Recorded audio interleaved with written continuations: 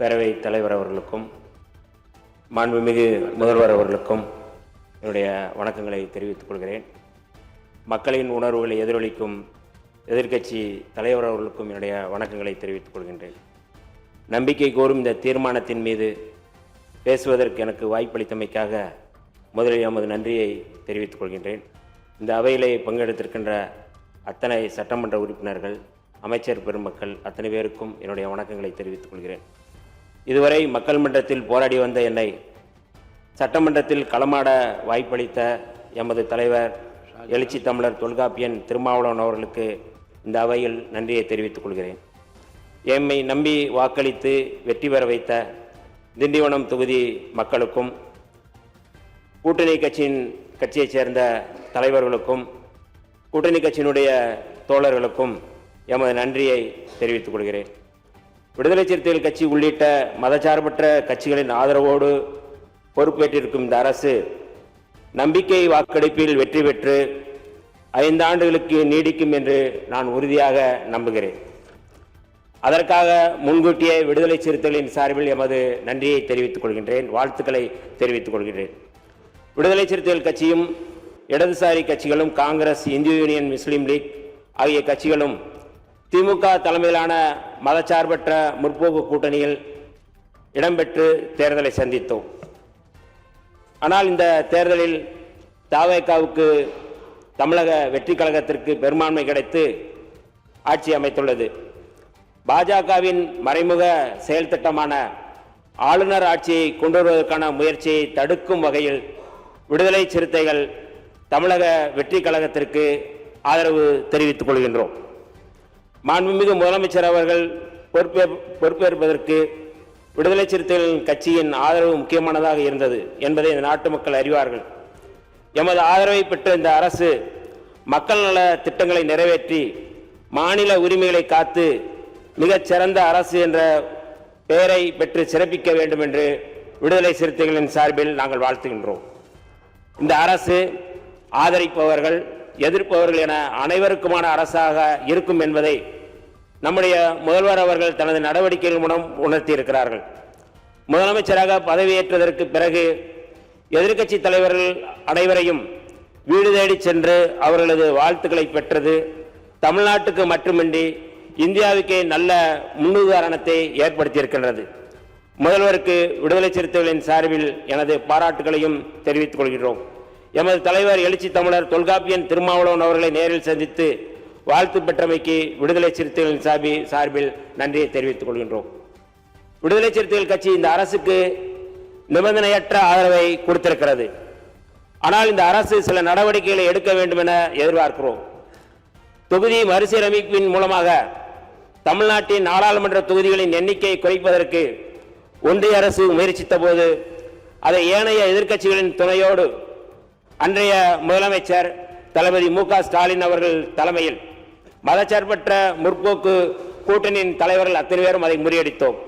அதன் தொடர்ச்சியாக இந்த அரசும் மாநில உரிமைகளை பாதுகாப்பதில் எந்த சமரசமும் இல்லாமல் உறுதியோடு இருக்க வேண்டும் என்று விடுதலை சிறுத்தைகளின் சார்பில் கேட்டுக்கொள்கிறோம். கடந்த திமுக ஆட்சியின் போது ஒன்றிய அரசுக்கும் மாநில அரசுகளுக்கும் இடையிலான உறவு குறித்து ஆராய்வதற்கு 2025ஆம் ஆண்டு ஏப்ரல் மாதம் நீதிபதி குரியன் ஜோசப் தலைமையில் ஆணையம் அமைக்கப்பட்டது. அந்த ஆணையத்தின் இடைக்கால அறிக்கையை இந்த ஆண்டு பிப்ரவரி மாதம் தாக்கல் செய்யப்பட்டுள்ளது. அந்த ஆணையம் தொடர்ந்து தனது பணிகளை செய்து முழுமையான அறிக்கையை அளிப்பதற்கு இந்த அரசு உதவ வேண்டும் என்று விடுதலை சிறுத்தைகளின் சார்பில் கேட்டுக்கொள்கிறோம். சில ஆண்டுகளுக்கு முன்பு வரை வட இந்திய மாநிலங்களில் நிகழ்ந்து வந்த ஆணவ படுகொலைகள் தமிழ்நாட்டிலும் இப்பொழுது தலைதூக்கியுள்ளன. அதை தடுத்து நிறுத்துவதற்கு சிறப்பு சட்டம் ஒன்றை இயற்ற வேண்டும் என்று வலியுறுத்தி விடுதலை சிறுத்தைகள் கட்சியும் இடதுசாரி கட்சிகளும் பல போராட்டங்களை முன்னெடுத்தோம். அதன் அடிப்படையில் கடந்த திராவிட முன்னேற்ற அரசு முன்னாள் முதல்வர் மரியாதைக்குரிய மு.க. ஸ்டாலின் அவர்கள் ஓய்வு பெற்ற நீதிபதி கே.என். பாட்ஷா தலைமையில் ஆணையம் ஒன்றை அமைத்தார். அதன் அறிக்கையை பெற்று அதன் அடிப்படையில் ஆணவ கொலைகளை தடுத்து நிறுத்துவதற்கான ஒரு சிறப்பு சட்டத்தை இயற்ற வேண்டும் என்று விடுதலை சிறுத்தைகளின் சார்பில் நாங்கள் கேட்டுக்கொள்கிறோம். அரசு ஊழியர்களாக பணியாற்றி வரும் SC/ST ஊழியர்களின் பதவி உயர்வுக்கு 200 பாயிண்ட் ரோஸ்டர் முறை இருந்து வந்தது. அதை உச்சநீதிமன்றம் ரத்து செய்துவிட்ட நிலையில் அவர்களது பதவி உயர்வு பாதிக்கப்பட்டது. அதை சீர் செய்வதற்காக இந்தியாவின் பல்வேறு மாநிலங்களில் இருப்பதை போல அரசமைப்பு சட்டத்தின் உறுப்பு 16(4)A வழங்கும் அதிகாரத்தை பயன்படுத்தி சட்டம் ஒன்றை இயற்ற வேண்டும் என்று விடுதலை சிறுத்தைகளின் சார்பில் வலியுறுத்துகின்றோம். அதன் அடிப்படையில் கடந்த அரசு அதை பரிசீலிப்பதற்கு ஓய்வு பெற்ற நீதிபதி GM அக்பர் அலி தலைமையில் ஆணையம் ஒன்றை அமைத்துள்ளது. அதன் அறிக்கையை பெற்று அந்த சட்டத்தையும் இயற்ற வேண்டும் என்று நாங்கள் வலியுறுத்துகின்றோம். இந்த அரசு பொறுப்பேற்றதும் உடனடியாக எதிர்கொண்டிருக்கும் முக்கியமான சிக்கல் தமிழ்நாட்டு மீனவர்களுடைய சிக்கல். புதிய ஆட்சி அமைந்தால் இலங்கை கடற்படையின் தாக்குதலிலிருந்து தாம் பாதுகாக்கப்படுவோம் என்று நம்பி வாக்களித்திருக்கிறார்கள். நேற்று இலங்கை கடற்படையினரால் நமது மீனவர்கள் 40 பேர் கைது செய்யப்பட்டு அவர்களது படகுகளும் இலங்கை கடற்படையால் பறிமுதல் செய்யப்பட்டிருக்கிறது. மீனவ மக்கள் இந்த அரசின் மீது வைத்துள்ள நம்பிக்கையை பாதுகாக்கும் விதமாக இந்த பிரச்சனைக்கு நிரந்தர தீர்வு காண்பதற்கு நம்முடைய அரசு முன்வர வேண்டும் என்று விடுதலை சிறுத்தைகளின் சார்பில் நாங்கள் கேட்டுக்கொள்கிறோம். 2013ஆம் ஆண்டு முதல் மராட்டிய மாநிலத்திலும் 2020ஆம் ஆண்டு முதல் கர்நாடகாவிலும் மூட நம்பிக்கைகள் மூலம் ஏமாற்றுவோருக்கு சிறை தண்டனை அளிக்கும் சட்டங்கள் நடைமுறையில் உள்ளன. இது தவிர பீகார், ஜார்க்கண்ட், சத்தீஸ்கர், ஒடிசா, ராஜஸ்தான் போன்ற மாநிலங்களில் மாந்திரீகம், சூனியம் ஆகியவற்றுக்கு எதிரான சட்டங்கள் நடைமுறையில் உள்ளன. குறிப்பாக மராட்டியத்தில் பகுத்தறிவுவாதி நரேந்திர தபோல்கர் இத்தகைய மூட நம்பிக்கைகளுக்கு எதிராக சட்டம் கோரி போராடி வந்தார். சனாதன் சன்ஸ்தா என்னும் பயங்கரவாத அமைப்பைச் சேர்ந்த சனாதன பயங்கரவாதிகள் 2013ஆம் ஆண்டு ஆகஸ்ட் 13ஆம் தேதி புனே நகரில் பகுத்தறிவாதி நரேந்திர தபோல்கரை உறுப்பினர். இந்த படுகொலையை தொடர்ந்து 2015 பிப்ரவரியில் இடதுசாரி எழுத்தாளர் கோவிந்த் பன்சாரே, அதே ஆண்டு ஆகஸ்டில் கன்னட எழுத்தாளரும் கன்னட பல்கலைக்கழகத்தின் முன்னாள் துணைவேந்தருமான MM கல்புரிக்கு 2017 செப்டம்பரில் பத்திரிகையாளர் கௌரி லங்கேஷ் ஆகியோரை அதாவது மானிய கோரிக்கைகள் தான் வருகிறது. பேசுவதற்கு நிறைய வாய்ப்பு இருக்கிறது. இன்னும் அதிகமாக ஆலோசனை சொல்வதற்கு நேரம் இருக்கிறது. இன்று நாம் அனுபவிக்கும் ஒவ்வொரு உரிமைகளும் சமூக முன்னேற்றமும் பல தலைவர்கள், அறிஞர்கள், கள செயற்பாடுகளின் ஈடில்லா தியாகத்தால் தான் கிடைத்துள்ளன.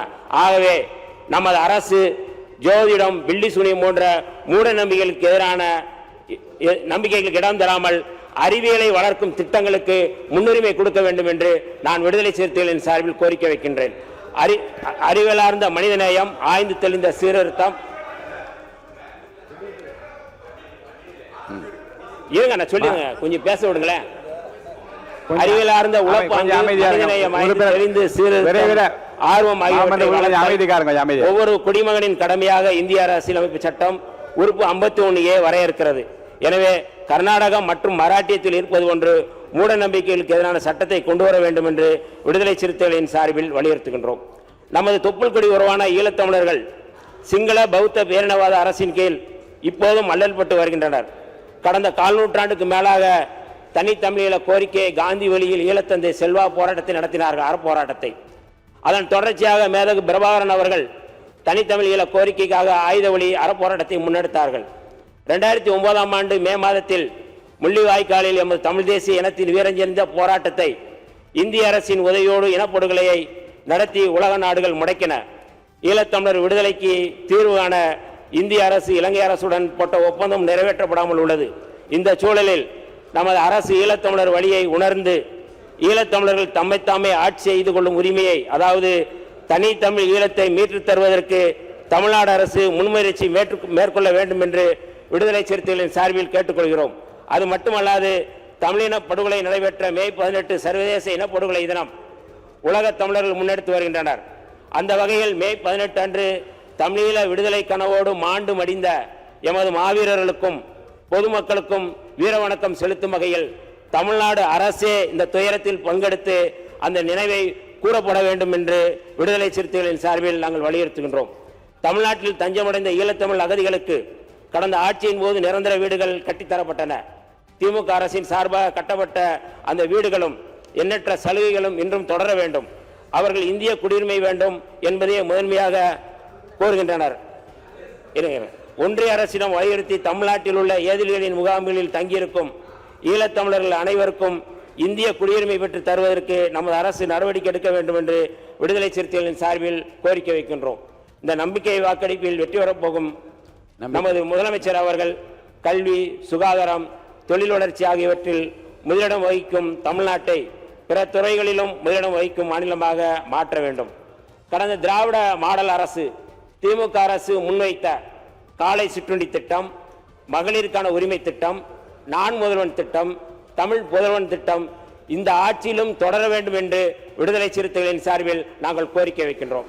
அதேபோல நம்முடைய அரசு சிங்கப்பெண் படை, போதைப்பொருள் தடுப்பு படை, மதுக்கடைகள் மூடல், அதாவது பேருந்து நிலையங்கள், பள்ளிகள், வழிபாட்டு தலங்கள், இந்த பகுதியில் இருக்கின்ற மதுக்கடைகள் மூடல், இந்த 3 முக்கியமான முன்னெடுப்பை விடுதலை சிறுத்தைகளின் சார்பில் நாங்கள் வரவேற்கின்றோம்.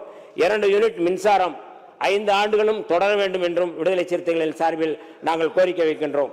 1946ஆம் ஆண்டு டிசம்பர் 17ஆம் தேதி அரசமைப்பு சட்ட அவையில் புரட்சியாளர் அம்பேத்கர் தனது முதல் உரையை இந்த வரிகளோடு முடித்திருப்பார். இந்த அவையை தமக்கு அளிக்கப்பட்டுள்ள இறையாண்மை மிக்க அதிகாரத்தை அறிவார்ந்த முறையில் பயன்படுத்தும் என்பதை நாம் நமது நடத்தையின் மூலம் நிரூபிப்போம்.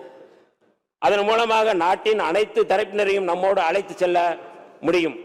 ஒற்றுமை எட்டுவதற்கு இதை தவிர வேற வழி இல்லை. நன்றி, வணக்கம். தமிழ் வாழ்க, ஈழம் வெல்க, தந்தை பெரியார் வாழ்க, புரட்சியாளர் அம்பேத்கர் வாழ்க, எழுச்சி தமிழர் வாழ்க. நன்றி, வணக்கம். மாண்புமிகு உறுப்பினர்